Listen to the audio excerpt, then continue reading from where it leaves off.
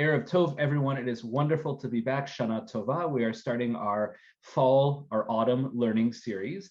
And the topic for tonight is interesting because a lot of people don't think about it, even though the idea of gambling comes up, not all the time, but it comes up a lot more than we would think about.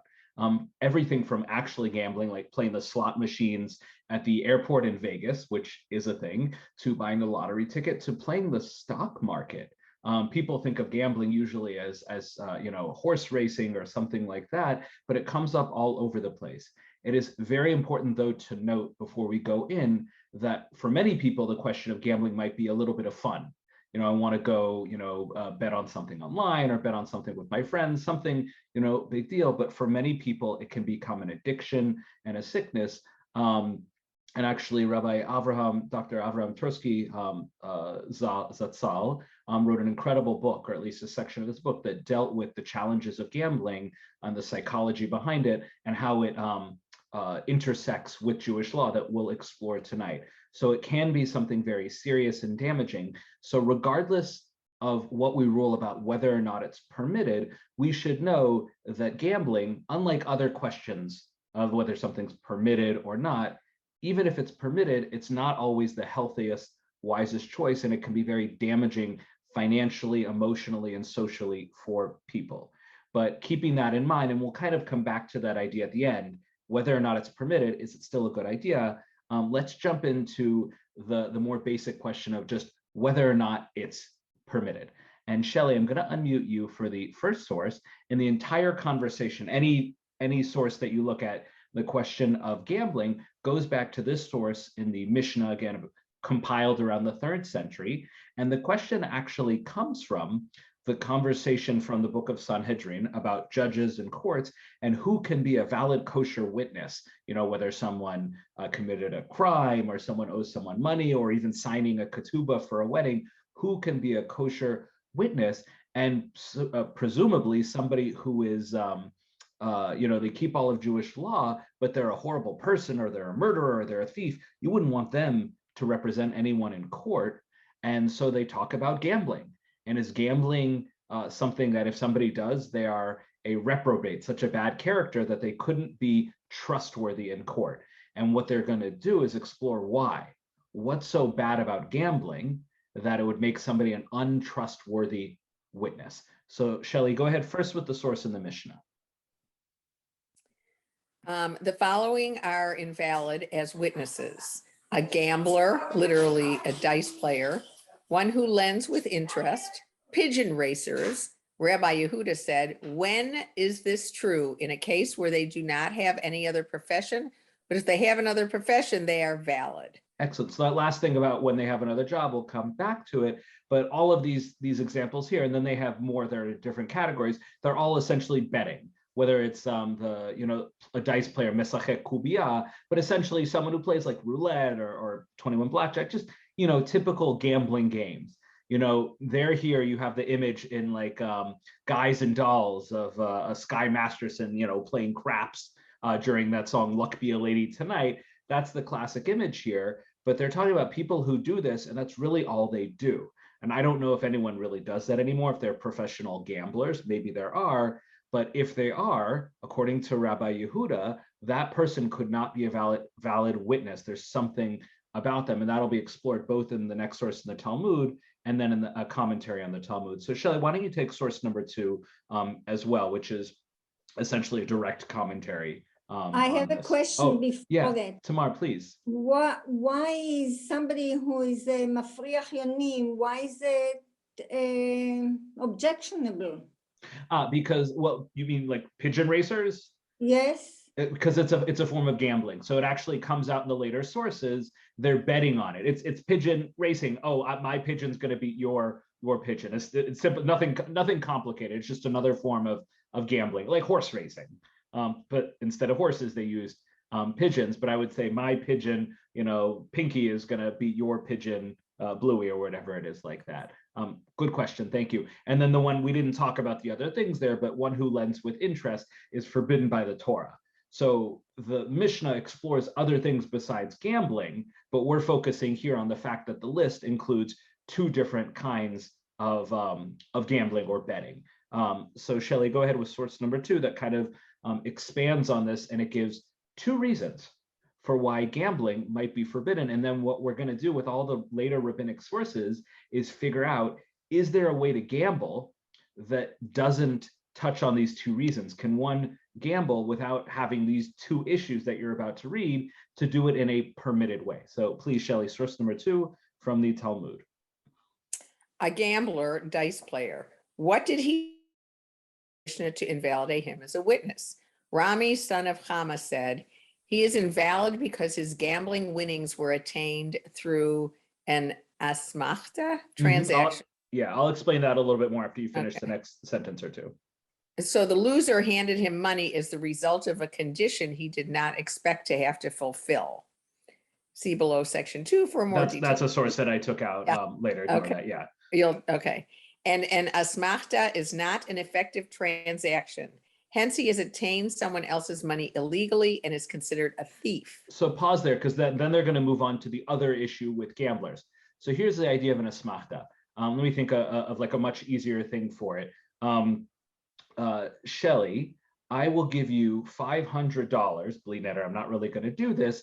If tomorrow Superman flies down to your house and starts juggling. I'm just thinking of something absolutely absurd. Do I really believe that's ever going to happen? No. So do I really expect that I'm going to give you my money? And if somehow Superman flies to your house and starts juggling, am I going to feel like this is insane? I don't have $500. I never thought I would have to give it up. So an asmachta is any kind of business deal whereby I say, oh, if this happens, I'll pay you or whatever, I'll give you the money. And then that thing happens and I'm like, that's ridiculous. I never thought it would happen. I never really meant to give up my money. And I feel like I was cheated out of it. Now, you didn't cheat me. I wasn't actually cheated, but I felt cheated. I felt like I was robbed. So the issue with gambling, this first one they say, is that in gambling, when somebody goes into a game of gambling, and we'll come back to this because it doesn't always seem to apply, but often when people are gambling and playing a game, they're like, I'm definitely going to win this. I'm really lucky. And I really don't think I'm going to lose. So when I put my money on the table, I don't feel like I'm legitimately ready to part with it. When I put it on the table, I'm sure I'm going to win and beat everybody. And when I lose it, I feel like I've been robbed. And again, I only know this experience from movies and Westerns. You often have that where people put in their money, they lose, and they pull out their guns. Why? You should have known that you might have lost your money. That's the point of gambling.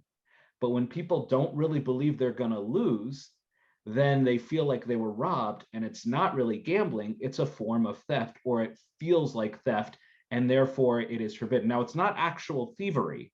It's a new category that rabbis created, where if somebody feels like they're getting robbed because they didn't really think they would lose their money, they call it rabbinic theft, and therefore it is forbidden because you're creating all these horrible feelings with people where they feel like they were ripped off. So gambling is bad. And that's an important distinction. No one is actually robbing you, but if you feel like you're getting robbed, it's a bad thing. And why is that important? Because it's not actually forbidden. It's just bad habit because you're going to go around feeling like everyone's robbing from you. Again, it's not actual theft.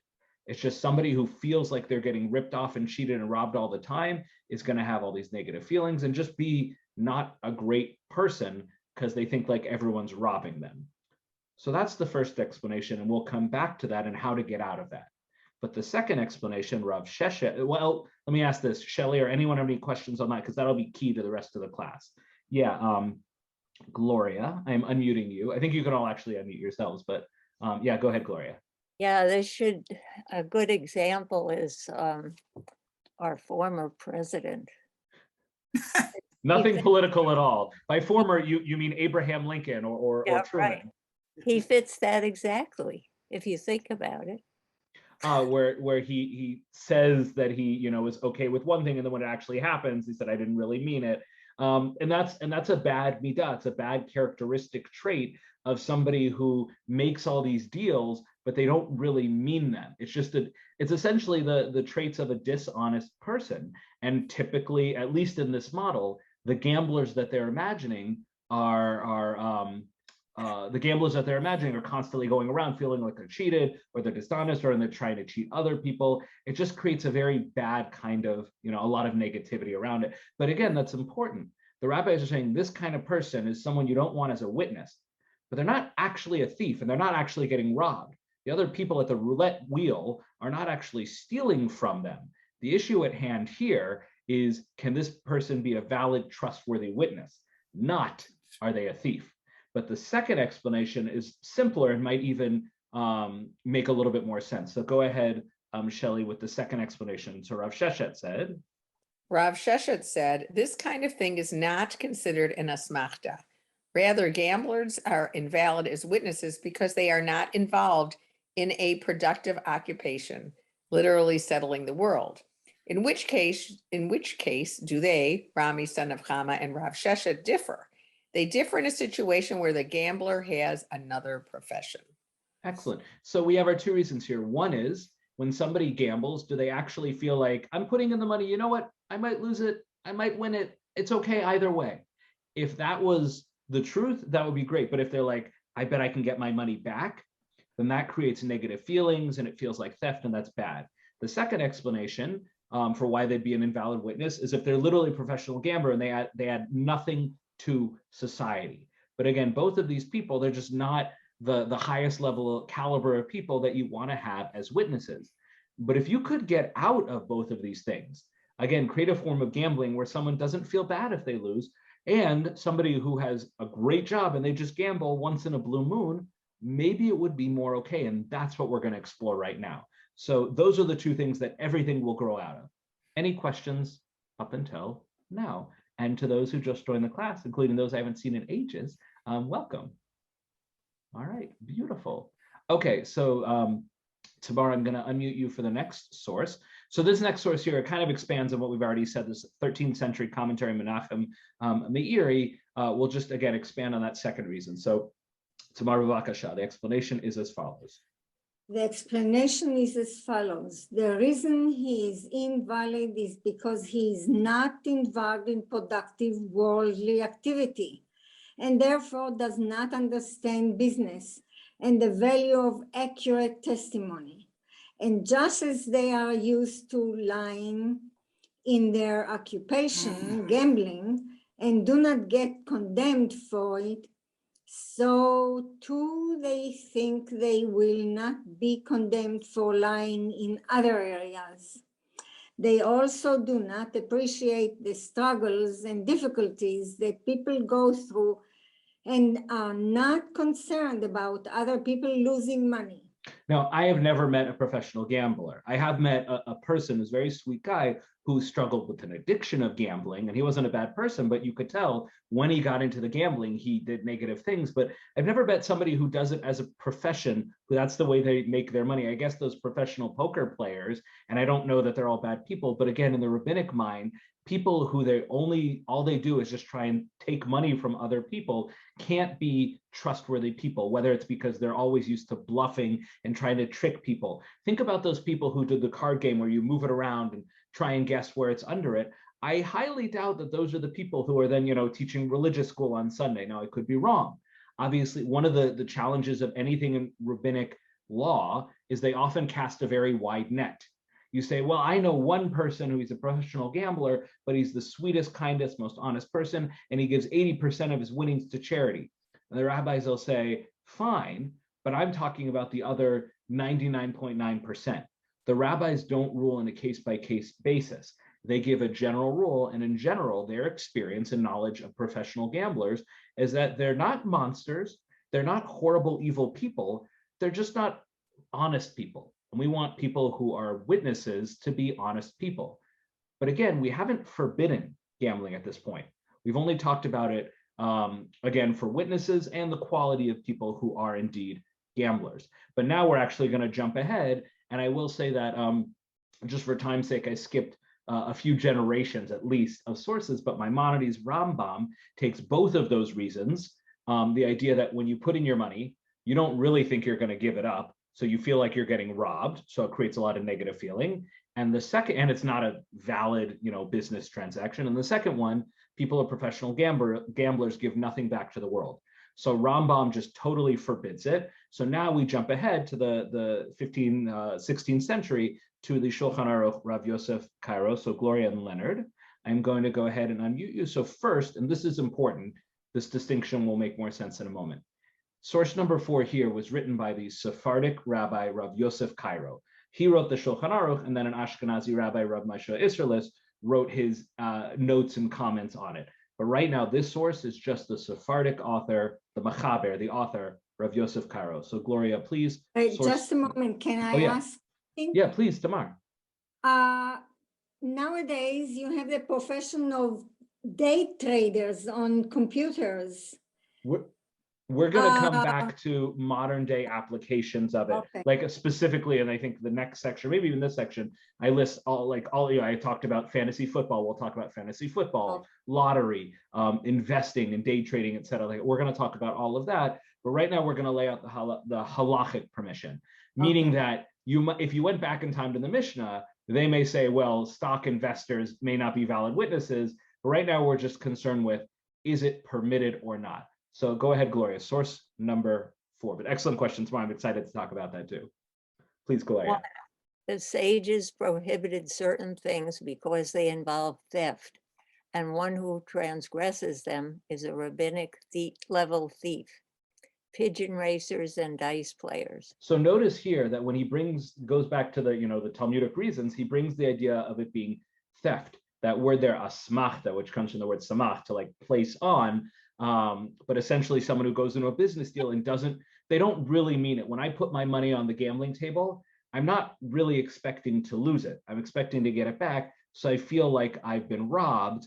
And by the way, one thing I didn't say, if it wasn't obvious, is I feel like I'm being robbed. But if I win, then what does everyone else feel like? They also feel like they're being robbed. So this is why he says a rabbinic level thief, der rabbanan. It's not actual theft. I didn't go into their pockets and take out the money, but the fact that we all feel like we've gotten robbed, and none of us really put in our money expecting to give it over. If you give me $5 and say, Rabbi Dinan, this is a gift, use it for whatever you want, you've given it to me. But if you say, Rabbi Dinan, I'll give you this money if you can jump 50 feet in the air, and then somehow I do it, you're just going to be left with your jaw down. You never expected to give me the $5. So it's not really a legal transaction because you never meant to do it. But it's not real theft because you technically said you would give it to me. So in gambling, you put the money on the table. You didn't really think you'd lose it, but you also put it, so you see how it's not real theft, but it's kind of theft. So that's really important because for the Shulchan Aruch, any kind of gambling is theft, end of story. So that leads to number 2, where he just kind of expands on, what's forbidden. And tomorrow it'll go back to what you said about these mafriach yonim, racing doves. So can I just ask one question? No, of course. I guess when I think about if I go to the horse races, okay, so I just look at it, I go, oh, this one has good odds or whatever, and I'll put my money on it. I don't think that I got robbed when my horse doesn't come in. So a pigeon race thing would be the same thing. So I guess I'm a little confused how pigeon racing and even dice playing, I mean, it's the luck of the dice. I mean, unless the dice is weighted, I think, I don't know. You made such an important distinction that we will come back to, and it's important for the Ramah and for Ashkenazi Jews. You said with the dice, it's the luck of the dice, but you said something very different about horse racing. What's the first thing you do? What do you do to pick your horse? Do you close your eyes and point? No, you look at the stats. The stats, yeah. We're going to come back to that because, and again, by the way, as I mentioned earlier, you are the kind of person that might just be a positive, good, honest person. Like, you know what, gambling is fun. I don't feel any, even if I lose and I tried my best and I looked at the stats, you know what, whatever, it's $10, $50, it's not the end of the world. The rabbis are not ruling for the lovely Shelley Webbers of the world. They're ruling for the average person that goes to the speakeasy and they expect to come out of there $1,000 richer. When they get ripped off, they're furious. And again, I can't speak for what actually goes on in the hearts of men, but the rabbis are doing this based on their experience and based on, again, professional gamblers. I'm not talking about the average person who goes to Vegas for a weekend and has fun and doesn't care if they lose. They said, I'm going with 50, I won't spend any more. If I lose my 50, if I win more, even better. That's not who they're talking about. But at the end of the day, the rabbis still need to rule. So go ahead, Gloria, just that so we will come back to your question, which is the key to understanding the next few sources. Go ahead, Gloria, source number 2, where he just expands on what kind of things are forbidden. What are examples of the dice player? These are those who play with wood, rocks, or bones, and the players make a condition among them that whoever wins in that game will collect a certain amount of money. Similarly, those who play with animals or birds and make a condition that when one whose animal wins or runs faster will take a certain amount from his friend. These and similar activities are all prohibited and considered rabbinic level theft. So that, Tamar, is where he expands on what does it mean by racing animals. But the other important takeaway here is he basically says other similar activities, keyotze b'devarim in the Hebrew, similar things is any kind of gambling where we go in and we're basically betting on what number is gonna show up, who's gonna be fast, gambling. That's what it is. But then source number 5, but again, for the Shulchan Aruch, for Rav Yosef Cairo, the Mechaber, the author, it's about the theft. And that's going to apply for any kind of gambling whatsoever.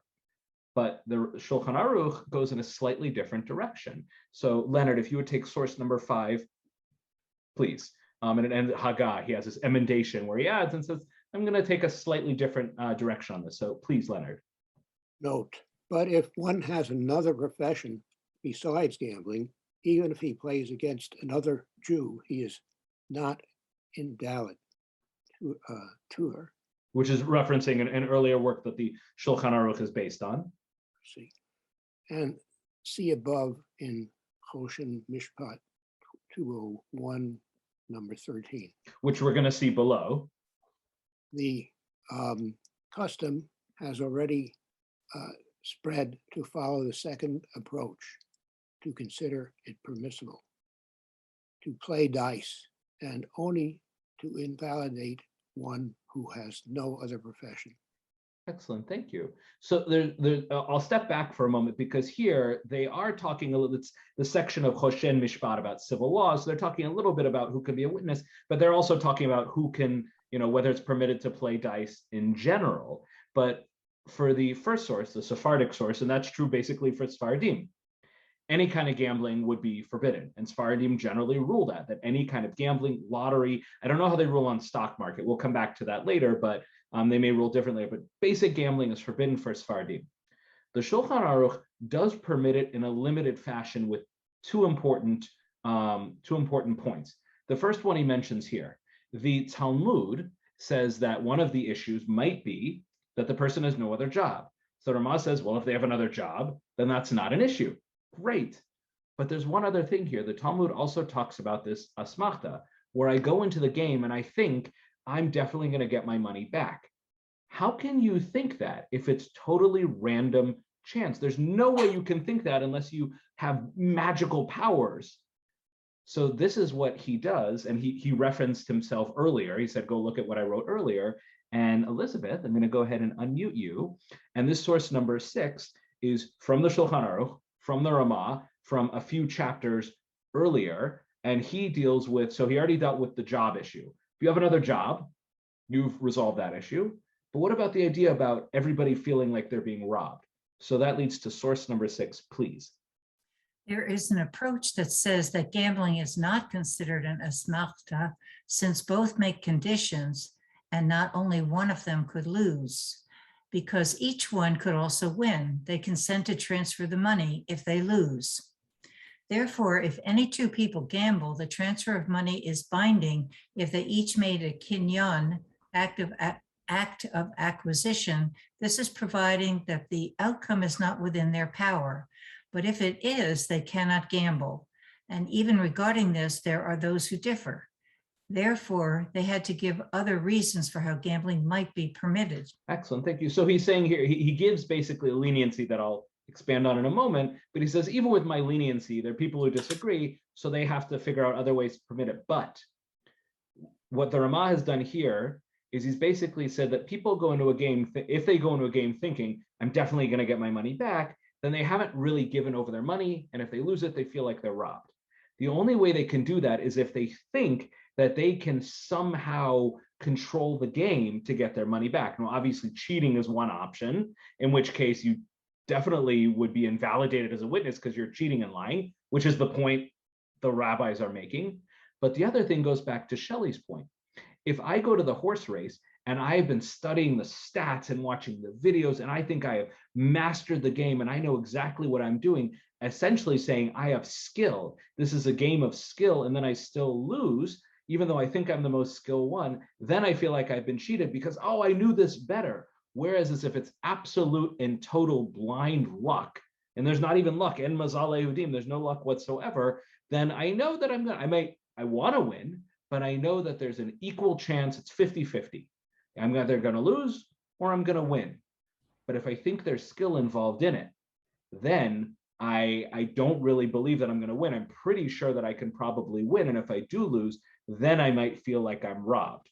So you might have that in games like poker, where there is a lot of strategy, as opposed to the slot machines, although they say there's skill in that. But again, that's a distinction. Rolling the dice, as long as everything's honest, there's no way whatsoever for me to control anything. So even if I really want to win, if I lose, it was totally out of my control. And I knew going into it, there was just as much a chance I would lose as I would win. And the worst feeling I have is disappointment, not that I've been robbed. But if I go into a game like poker and I'm like, I'm excellent, I have the best poker face, I know all the strategies, I know how to count cards, and I lose, then I might feel like I've been cheated. That's the distinction here for the Ramah. So as long as somebody is not a professional gambler, and they play a game that's total random luck, there's equal chance I'll lose, equal chance I win, then it would be permitted. But if there's a game where there's a lot of skill and strategy, and I still lose, I might feel like I've been ripped off. And again, not everybody feels this way, but this is how the rabbis rule in this case. So before we start looking at how this practically applies to some real life cases, any questions up until now? Yeah, Susan, you just have to unmute on your side. I'll tell you when we can hear you. There you go. Go ahead, Okay, Susan. so Yeah, please. I joined late. I Sure. didn't think I was interested in the subject, but so I may have missed something important. But I just want to ask, somebody asked a question on Facebook about why Jews allow gambling on dreidel. And because they thought that maybe that gambling was forbidden. So if you could address that at some point, that would be great. So we can do it before we go into section B. Let's do it right now. Most people who gamble on dreidels, are they professional gamblers, or do they usually have either their kids or they have another job? Are they professional gamblers most of the time? No. No. And the second thing is this: is there any skill, unless you have superpowers, is there any skill whatsoever to dreidel? Well, there's a skill in making it spin, but there's no skill in But there's making no it skill land in on any. Yeah, no. Exactly. No. So according to the Ramah, it would be permitted for those two reasons. However, would it be permitted for Sephardic Jews? And according to the Shulchan Aruch, no, it wouldn't. And it doesn't matter skill or not skill. Sephardic Jews typically are, now again, there's exceptions to that, but as a rule, Sephardic Jews are much stricter. And it's Ashkenazi Jews, and I don't know if Sephardic Jews play dreidel, but for an Ashkenazi Jew, as long as they're not a professional dreidel player and they don't have a weighted dreidel, then it would be permitted. And it wouldn't be, because again, the issue with gambling is not gambling itself. It's that it might be theft if you think that you're getting robbed. And if it's your only source of livelihood, you're probably not the best person in the world. So it's not as simple as Jews don't allow gambling. It's gambling is an issue when those two things are present. And I can share this with you later, Susan, about the source in the Talmud that brings two reasons for why gambling is a problem. One is if it's your only profession, and the other one is that, and I kind of explain this, if you feel like you're not going to win, or if you feel like you're definitely going to win and you don't, you feel like you've been cheated, and it goes, everybody feels like that. So either you feel like you're being robbed or everyone else feels like you're robbing them. So that's why dreidel is permitted. And now that we've gone through, that's excellent. I'm glad you brought that up, Susan. That was a great way to apply it. Ken, and then we'll go on to section B. Yeah, go ahead. Didn't this all start out with, why can't people who gamble, et cetera, be called as witnesses? So if you say, hey, I never wanted to go on jury duty, all right, I'm too smart, whatever it is, then gay gesund, it's like Shelley said, sometimes, but, and you too, you go to Las Vegas or to Potawatomi and you say, I got $50, this is entertainment. I would use the same money to go to a movie, but I'm gonna go because I like the adrenaline that comes when I gamble. Yeah, I know I'm gonna lose. Some back in my mind, the odds are for the house. So why not? Yeah, so that, well, there's two things here. What you started out with, this started as a conversation about invalidating witnesses. Right. And even in source number 5, he talks about that, the Shenlo Umanut Ella, this person doesn't have trustworthiness. But the Shulchan Aruch, which the Ramah doesn't disagree with him, says that the content, practically speaking, we're not invalidating witnesses anymore. We're talking about asur. It's, yesh dvarim she'asur. There are these things that are forbidden that the Chachamim, they forbid doing them. So we are past a question of witness. We are now at the point where we're just forbidding this activity. The original question is, if somebody happens to do it, maybe they can't sit on a witness, but it shifted to the ages of, if this is going to invalidate someone as a witness, then rabbinically, and that's a key thing, the Torah doesn't necessarily forbid it, but rabbinically, we're going to say you can't do it. And then the question is, what can't you do? And again, we'll come back to it, but Ken, your thing, somebody who's at the Vegas airport, and they're like, I have fun, I have 20 minutes and 20 coins. So A, is that person a professional gambler? No, but if he was funny, he couldn't do it. And actually, that happened to me. We went camping and we were coming back to Las Vegas and we were in the airport and I hadn't gone to anything else, but I had a couple of dollars. So I said, I got to play the slots just for the thrill of losing and for this losing money. So Yeah. that's true. And that's the key thing. If you go into it like that, and that we'll come back to that in one of the next sources, if you go into it being like, I already lost, you're not going to be disappointed and you don't feel like you were robbed. But what you said there about why are Sfardim so strict there is, if you go back to the Talmud brings 2 reasons. And obviously the Shulchan Aruch and the Maimonides in some ways too, just ruled strictly on it. And the Ramah, probably based on the reality, is people were gambling once in a while and said, look, I can say to everybody it's forbidden and people will laugh at me and do it anyways. Or I can say you can do it, but only in certain cases and limited. And the Torah does that too. The Torah doesn't outright forbid like eating meat. The Torah says you can eat meat, but you can only eat kosher meat that's slaughtered in a kosher way. So there's a long tradition from God's self to say, human beings, I know there are things you're going to do anyways, but let's kind of limit them and make them more appropriate. So somebody who gambles once in a while for fun is not a bad person. Yeah, no, that is true. But the MS is, even though you're going to go there for entertainment and you're going to lose your $50, I still, to myself, resented it and in a way felt cheated.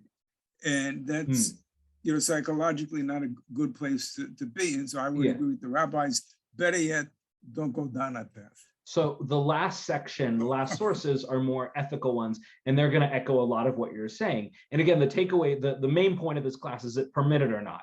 And we've already seen dreidel is permitted, even though it's a form of gambling. Playing the slots, again, because they're totally random and you're not. Now, someone who's a slot jockey, and that's really what they do, if that's really what they do, would not be permitted. Now, you could say, well, what if it's somebody who's retired, which I think is a typical model, somebody who had a job for 50 years, and now they're in their 70s, 80s, 90s, and they're like, what else am I going to do with my disposable income? Maybe they'd be an invalid witness. That's an interesting case. And I don't know how I'd rule on that. But again, for the average person who just wants, for the average Ashkenazi Jew, why are Sephardim so strict? Because the Mechaber sometimes is extra strict. And in fact, you'll see that reflected here in buying a lottery ticket. We're going to look at 2 different famous Teshuvot responsa. And in fact, Ken, I muted you, but I'm going to unmute you again right now. And I'll let you take both of these. So without going into all his reasonings, but he doesn't have to, the Yabia Omer, which is Rav Avadia Yosef Statzal, who was the former chief rabbi of Israel, he passed away a number of years ago. Brilliant rabbi. He brings every source, his photographic library memory. So but he doesn't need all that. He could just point to the Shulchan Aruch that says any form of gambling is forbidden, and a lottery is the form of gambling. You put your money in, your $1, I don't know what a lottery, I've never bought one actually. You put in your money, you get a ticket, and you hope you're going to win. That's gambling. So he says very simply, the halachic conclusion is that Sephardic Jews are prohibited from participating in buying lottery tickets. Boom, end of story. But now I'm going to let you take the second one as well. Now, Rav Moshe Sternbruch is, I think he's the head of the Eda Haredit in Jerusalem. He's alive, and he wrote this incredible book, Tshuvot VeHanhagot, but his audience is an Ashkenazi audience. And so he writes here, and he touches on everything we've talked about. He starts with this asmachta, where again, somebody feels like they're not really going to someone feels like they are going to get their money back. So if they lose, they feel like they've been robbed. So he starts with that. So go ahead, Ken. Okay. The asmachta that the author of the Shulchan Aruch prohibited is a situation where a person says, when a certain event happens, I will acquire or give something. That case is an asmachta, and the receiver does not acquire, the transaction is not valid. But here he buys. Wait, so pause there for a second. So that, again, if I think there's skill to the game, when I put my money down on the table for whatever gambling, but I don't think I'm going to lose, I haven't really given my money over. And if somebody else wins it, I feel like I've lost it. But what he's about to say here is a lottery is different. So again, on a horse race, when I give him over my $50 and I'm like, I mastered this system, I figured it out scientifically, I'm like, I'm not only getting my $50 back, I'm getting it all back. And then if my system breaks down because of, whatever thing like that, I'm like, that was really my money. I never really thought I'd lose it. But he says a lottery is different. Go ahead. Why does he say a lottery is different, Ken? Because in that case, the receiver does not acquire, the transaction is not valid, but here he buys a ticket that is worth a few dollars on the market and can resell and receive its worth. So he actually But makes here- 2 points here. Oh, sorry. He makes a really interesting point here. When I put my money down on the table and I think I'm going to get it back, I haven't really put my money down. I haven't really entered it into the game. But here, when I buy a lottery ticket, is it valid? Have I really accepted I'm giving up my money? And there's 2 reasons why I have. One is I got something in return. I got a ticket, which I could theoretically sell to somebody. Let's say a lottery ticket's $5 and I'll sell it to my friend for $2.50. It has value. The paper it's printed on, I actually got something. I bought something. So have I validly given up my money?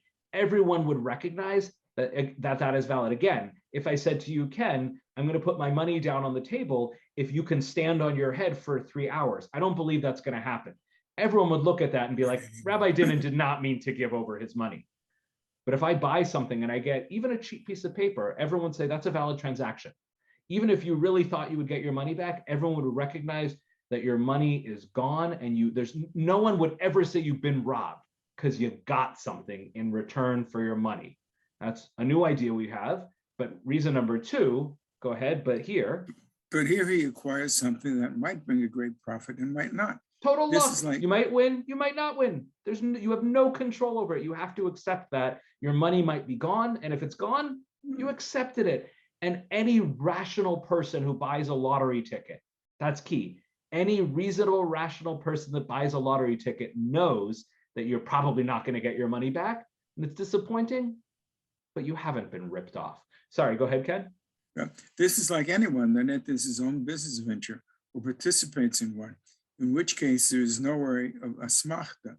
In any case, it seems that buying a lottery ticket does not involve an asmachta, and this applies both to Ashkenazi and Sephardi. So that's interesting. I don't know if He's- Yevia Omer, Rav Ovadia Yosef would agree with that, but certainly for Ashkenazim, and again, I don't think anyone's a professional lottery player because you really are not gonna, you win once, I guess you're fine, but you can't make it your profession. But without question, if someone says, Rabbi, is it permitted to play the lottery? Yes. Is it, well, 2 questions. Is it gambling? Yes. Is it permitted form of gambling? Yes. And that is key. Not all gambling is forbidden. That's kind of the takeaway from the class. Not all gambling is forbidden, only certain cases and kinds. So what I want to do right now that some of you already started, which was awesome, with the dreidel question, is apply this rule to other situations. So the first one is fantasy sports.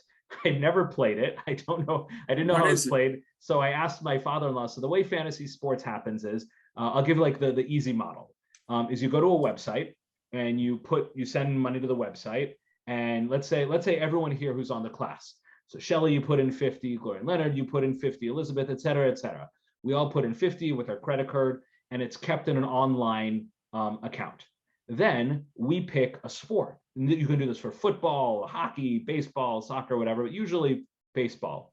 And each of us chooses, and there's certain things about drafting, we pick our team. And, we have a certain number. I don't actually know all the details, but let's say we each have a number of pretend money to buy the players we want. So I can spend a lot of money and get one good player and a bunch of not great ones. But I have to use skills and stats and some information I can't control about who's going to be great this season. And then at the end of the season, based on stats of the players, because this can be a mixture of Brewers and Dodgers players and Red Sox and everything like that, but based on stats, who got the most runs, who got the RBI, all those things like that. Whichever team has the most points, however that's decided, that team wins, that person wins, and they get all the money sent to them from the website. So obviously I can't control if Ty Cobb is going to do really, is he even alive still? This is how much I know. That's the last time I knew about baseball. But you don't know if Hank Aaron's going to have a great season or not. He's a good old local boy. You don't know if he's going to have a great season, but you absolutely are using strategy. And I guarantee you that these people who are amazing at stats and stuff like that, they probably do win a lot more at fantasy sports.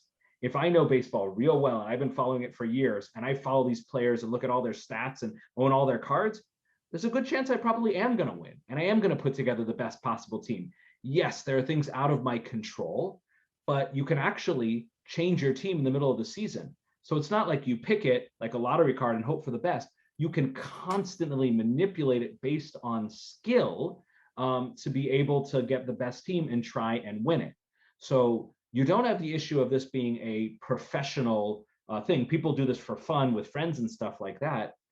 But the issue of an asmachta, where I send in my 50, but I'm constantly playing the stats and everything like that because I know I can win it, and then I don't win, that really looks like an issue of an asmachta. And if someone said to me, Rabbi Dinan, is it permitted?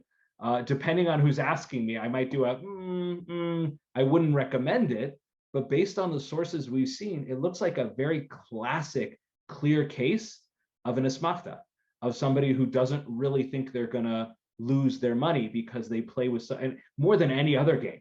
Forget about where I'm throwing where I'm guessing cards and there's a strategy where it's random, you can't control the cards. There's a lot of strategy here. So this is a very potentially problematic form of gambling.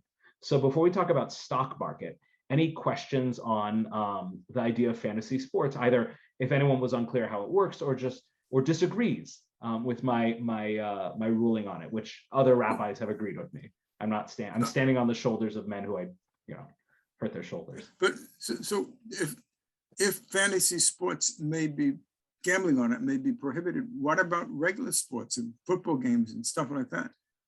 Same issue there. Again, in pretty much every case that anyone's going to ask, we don't really have to worry about it's your profession. Now, that may not be true. There may be people who do gamble on professional sports, and then that would be forbidden. Now, I don't think they care if it's forbidden or not, if they're doing that as a living, but that kind of thing would be forbidden. But in case of an asmachta, somebody who gambles on professional sports, whether it's real or fantasy, it's the same issue. And it's not wild chance. So when they put in their money and they lose their money, they feel like they have been robbed. And again, I feel bad. I don't feel bad. Everything I know about gambling when it goes bad is from movies and TV. But the classic example is the guy does win a lot of money from the bookie.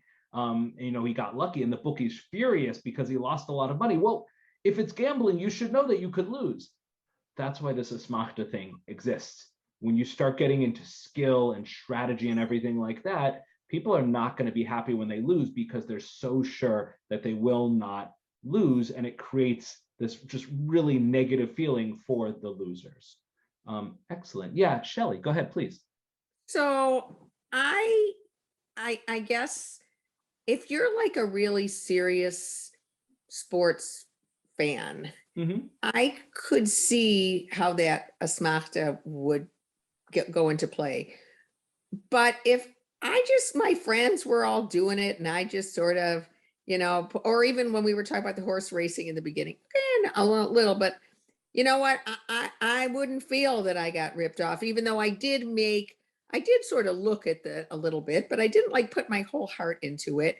I think that a lot of people who would maybe go to the horse racing are going for the entertainment or whatever, and they aren't going with that attitude. And so to me, there should be, I guess, depending on the intensity of how you feel when you're doing your gambling, whether it would be an asmachta or not. How do you, I mean, Yeah. I guess for me, if I go to the horse races, it really is sort of like, well, I really like the name of, whatever. And so, and oh, I see he did pretty well, so I'll go for him. But I would never feel that I got ripped off. Yeah. So why is that prohibited for me who doesn't take it seriously the way, I mean, there are people who take it very seriously, Yeah. and that's the story. So how do you differentiate? So that's such an excellent question. How do you differentiate? And there is a rabbinic phrase that responds, and the Hebrew is lo plug. They don't differentiate. And one of the challenges that the rabbis have, they don't do this because they don't care. They do this because Jewish law is so complicated, is they look at the majority case and they don't rule for the majority and the minority. They want to have one ruling across the board because it gets complicated. Now there are some areas of Jewish law where you do take it on a case by case basis. Areas of, this is a very extreme one, but it's important, family planning. That's one where it really is a case by case basis. But when it comes to gambling, and this, so, I don't know what you're doing on your weekends, but if someone says, Rabbi Dinan, are you really saying that fantasy sports is not permitted? Look, I'm also going to say pork is not permitted. And there's plenty of things that Jewish law does not allow. Now, again, it's important to be sensitive and to explain this to someone and recognize people are coming from different places. But the rulings, the laws here is there are certain forbidden forms of gambling. And based on the sources, it seems quite clear. And again, I'm not making this up. I can point to other major rabbis who have ruled similarly, Ashkenazi ones as well. And that's important too. I'm not doing this inside of a vacuum, but some forms of gambling are just low plug, no distinction, they're forbidden. Because if we went into every kind of person's head, and what is your intention here, and what are you thinking about, and is this really going to lead you to be this kind of, and that's really key there. And this comes back to what Ken said. Is this just doing it for fun? Is it only going to stay that way? And your response might be yes, for most people it will, but we don't always know that. And that's also a rabbinic concern. Somebody who starts drinking for fun, they might say, oh, I've never been an alcoholic. I've never drank before, so I'm just going to do it with my friends once in a while. And then God forbid they become an alcoholic. Now that's an extreme case. And drinking is certainly not forbidden in Jewish law. But my point is that the rabbis are concerned here about what this kind of behavior will lead to. And your point is that in most cases it won't, but A, we don't know. And B, the rabbis aren't going to go to every single person and say there's a different law for you, a different law for you, a different law for you. In general, gambling's not a positive use of time, and often it can lead to really negative consequences. And we're not going to assume that everybody has the moral fortitude to only do it for fun in a limited way, unless it falls into one of these categories. It's the one by total chance, and you have another job on top of it. So your question is really apt. But that's the rabbinic system. Basically, you could say it's a compromise. Their compromise was, we can't make 50 different versions of the law. So the compromise is we're going to be strict most of the time. And you will find that in many areas of Jewish law. And that's not satisfying to everybody, but that's just a reality of many areas of Jewish law. Like I said, some things are just forbidden. And then each person has to decide how they're going to live Jewish life. But if you say, Rabbi, is it permitted? Sometimes the answer is no, and that's okay. And again, if somebody wants to go to horse race and they want to talk it out with me, that's fine. But they have to be ready that the answer could be yes, or the answer is going to be no. But the next case is, any other questions on this? These are really great questions, really getting at like the core of how Jewish law works. So the next one here is the stock market. And this is fascinating. And I did a lot of research and different opinions on this. And I'll ask by show of hands, how many of you think the stock market, based on everything we've read, is forbidden? If you think it's forbidden, put up your hands and hold them up for a second. Excellent. So Ken, I'm not surprised because you think all gambling should be forbidden. And if you don't own stocks, you're crazy. You should buy stocks. It's a great investment. So the stock market is really interesting because well, there's a few things here. Day trader, who it's their only profession, that could be a problem.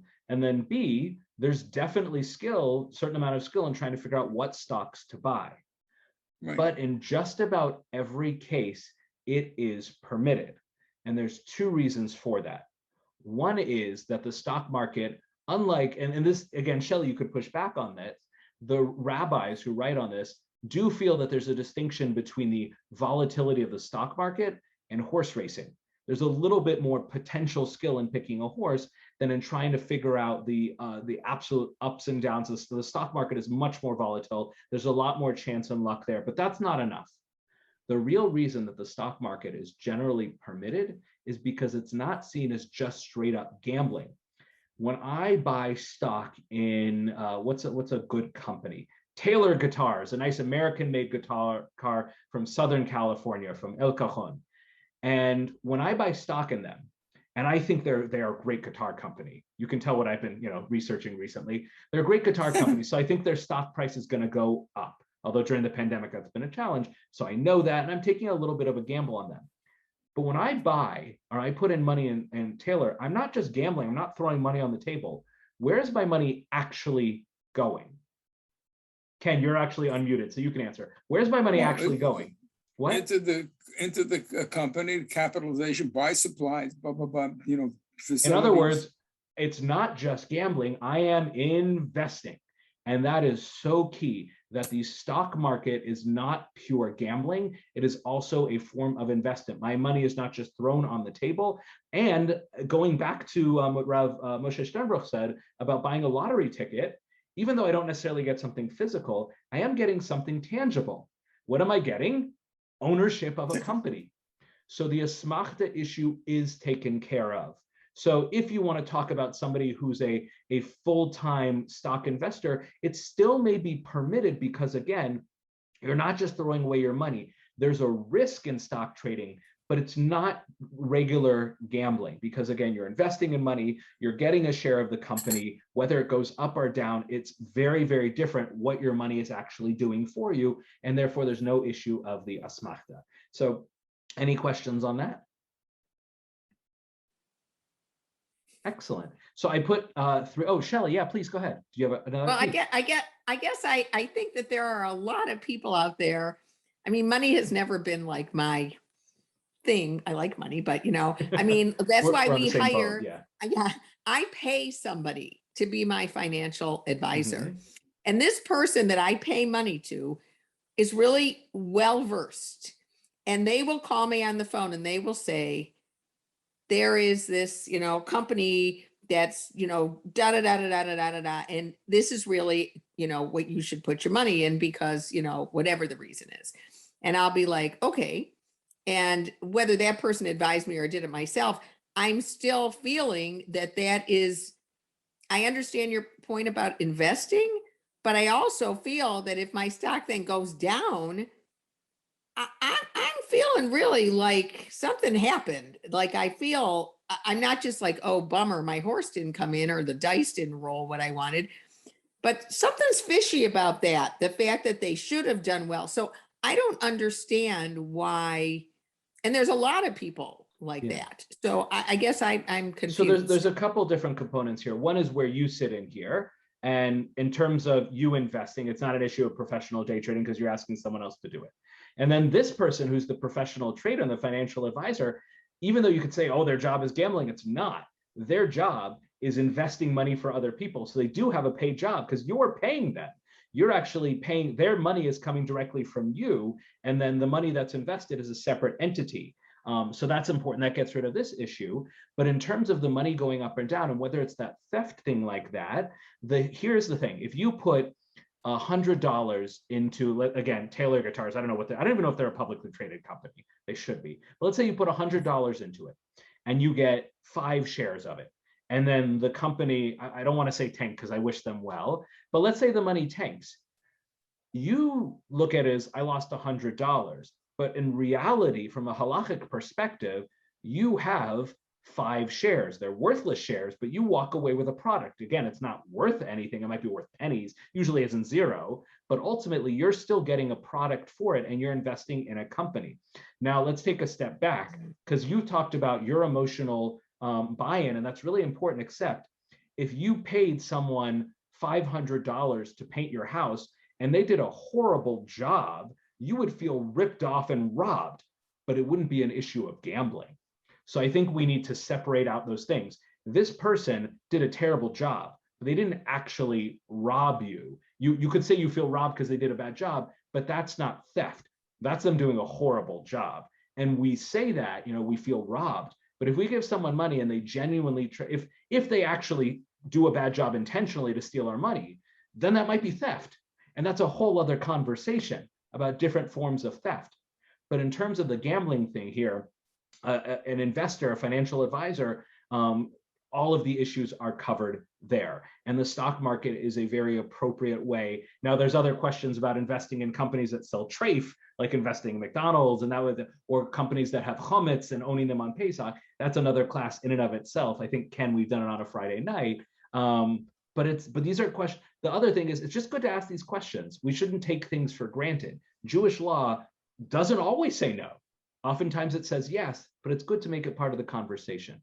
So I want to conclude here with this last section, just these three quick sources here. Susan, I will unmute you. And these are ones that, now that we've seen that not all types of gambling are forbidden, but the question is, should I go to Vegas for the weekend? So you can play the slots at Vegas, but should you?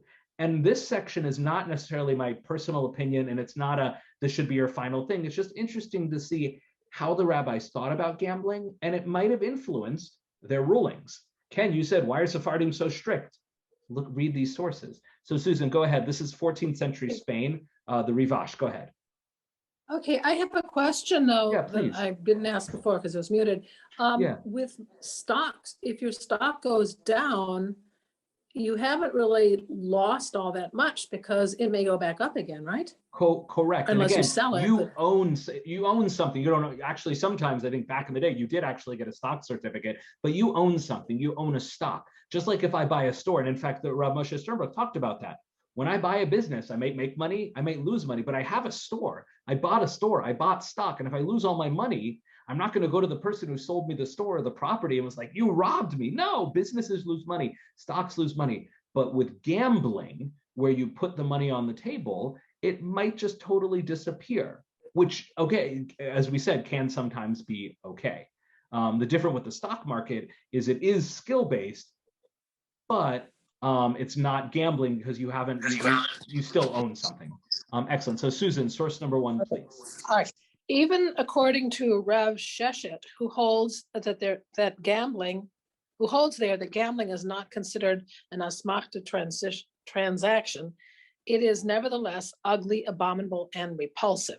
Many of those it has caused to fall, claiming an astounding number of victims. And that's kind of where I started out, is for many people, probably most people, it's fun, it's cute. And as we said, at least for Ashkenazi Jews, it is okay once in a while. It's okay when my mom goes to the Vegas airport and plays, it's not a big deal there, but we should recognize how damaging it could be. In the Hebrew there, the words he used, mechoar, umetoav, meshukatz, like shkatzim are like the creepy crawly things from the Torah that are forbidden, really negative. This next source here, and let's see, where do we have here? I think we kind of made it through our pace. I'll take these last two sources. This is Dayan Ezra Batzri, he was born in the 30s, and he's also in Jerusalem. So you can send him an email. I don't know if he has email, but he writes here in his work where, different issues in civil law, Dinei Mamonot. We see with our own eyes that those who are drawn after these games in the end waste their money. And many times they reach hopelessness and actual suicide. So he obviously takes quite, quickly, like very quickly jumps from 0 to 60. But people do, it's a waste of time, and people often lose money. And yes, in extreme cases, it can be deeply damaging. It's better for a person not to start because it is very addictive after one gets accustomed to it. And in almost all communities, they have made local decrees against gambling. I'll give you lahavdil, God forbid that this should ever happen, but people who play games on their phone that there's no money involved, but these little games where you play, with words or you popping bubbles or whatever it is like that, and they're addictive and you want to keep going back for more. And it's just a fun little thing to do when you're on the subway, when you're sitting around doing nothing, but then you realize you've been playing for 4 hours straight and it ends up wasting a lot of your time when you could be doing something else. So in the worst case, it can actually damage someone physically or mentally. And in the best case scenario, it's a waste of time. You could be doing something better. So again, that doesn't mean it's forbidden, but if you could pick something in the Vegas airport, play gambling, or go to the bookstore and read a magazine, discover Scientific American, you know which one I would choose. And then the final one here is just a short one for Rav Moshe. He says it very clearly. He says playing cards, bingo, similar activities, even though there's no clear prohibition, are repulsive and not productive.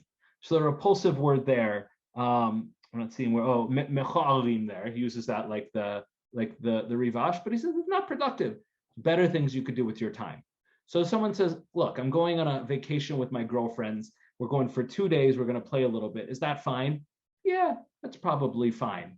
Would it be better that you would go to Italy and go to the art museums, or go to Israel and go into yeshiva? Certainly that would be the one that the rabbis would prefer, but it's good to see everything in context and balance.